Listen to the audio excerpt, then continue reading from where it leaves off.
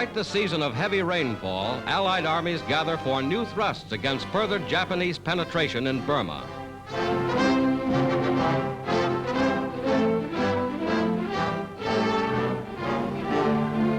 Here is the theater of operation. In this sector, Brigadier General Frank Merrill commands. His men, seasoned veterans of fighting on Guadalcanal and New Guinea, are known as Merrill's Marauders. Now in Burma, they go to wage their third major campaign against the Japanese invader.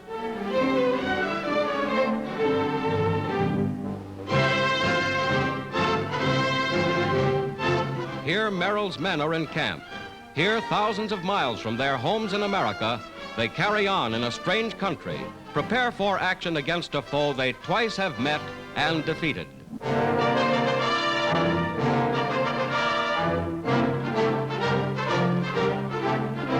For many, there are medals for heroism, for valor, for wounds received in action. Now they're on the march. Seasoned, well-equipped, they are a formidable threat to Japanese dreams of conquest in this part of the world. Near Imphal, the enemy, striking to cut the vital railway linking Bengal and Assam, faces veteran British units known as Wingate's Raiders. In the tragic death of General Wingate, seen here with Admiral Mountbatten, the Allies lost a brilliant leader. But the strategy General Wingate so carefully planned is being carried out to the letter.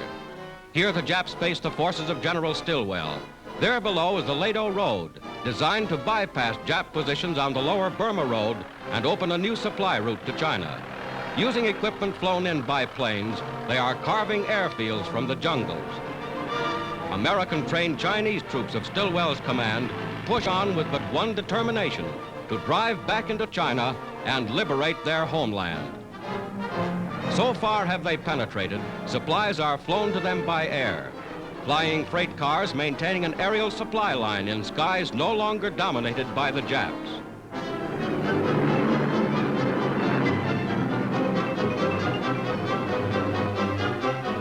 Rifle slung over his shoulder, General Stilwell marches with his men as they move into the Mogong Valley. Now, less than 100 miles from China, they open fire on the enemy.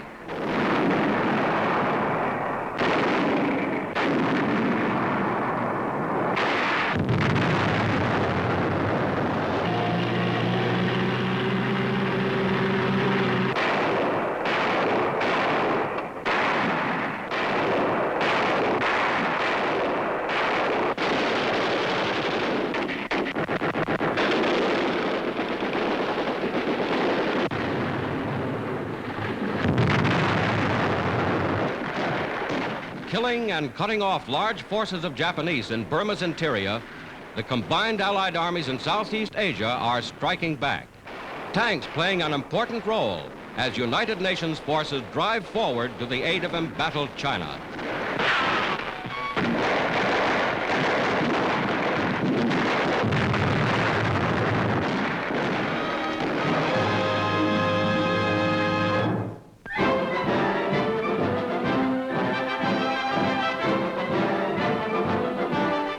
Of the Canadian Navy's own show, a musical spectacle staged by the Navy's own men and women to help entertain their comrades in arms.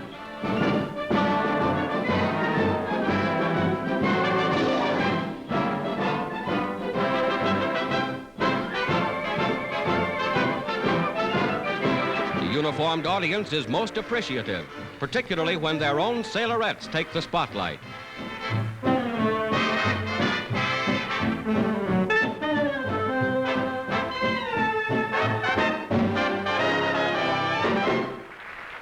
For men ashore after months at sea, a good laugh is the best tonic.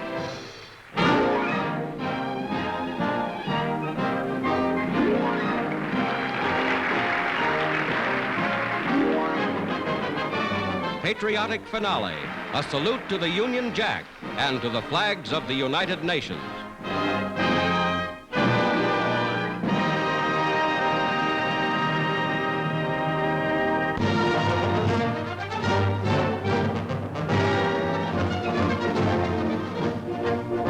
At their headquarters in Italy, student nurses of Marshal Tito's Yugoslavian armies parade before wounded partisan soldiers recuperating from the battle for their homeland.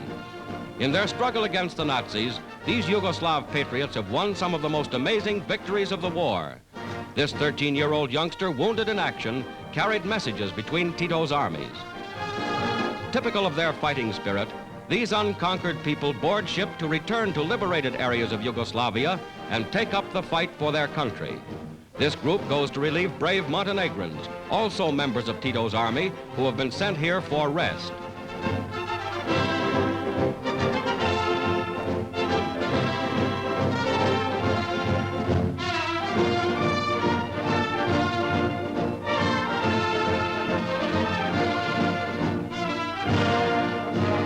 Under their red-starred banner, Tito's troops continue the fight for Yugoslavia.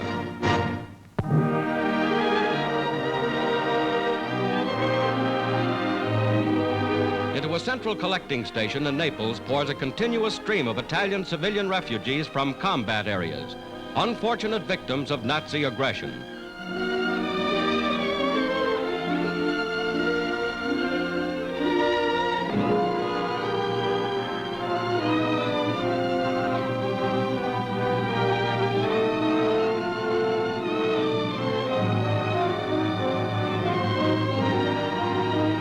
The Allied Control Commission in Italy, handling a major military problem with every regard for humanity and decency, supplies food, clothing, and medical aid for these helpless people.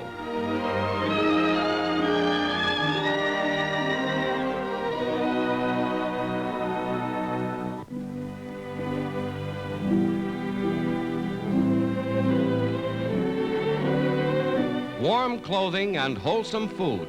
In Naples alone, 55,000 Italian refugees have been helped to new health, new lives by the Allies.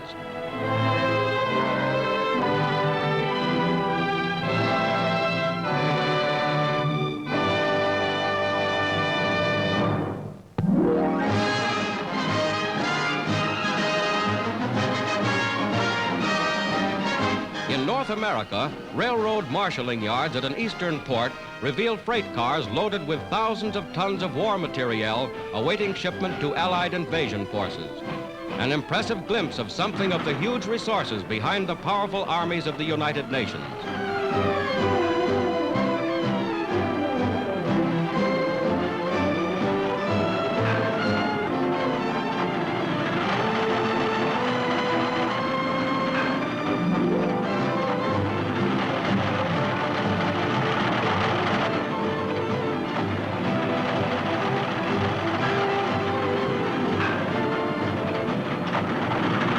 Into thousands of ships go the products of the United States and Canada. Manned by seamen of many nations, the heavily guarded transports are moving practically unmolested back and forth across the Atlantic. For today, so vigilant is the Allied patrol, enemy submarines are no longer a menace. There's one now. She's sighted by a Navy seaplane tender. Gun sweeping the trapped U-boat, the tender sends another would-be raider to the bottom.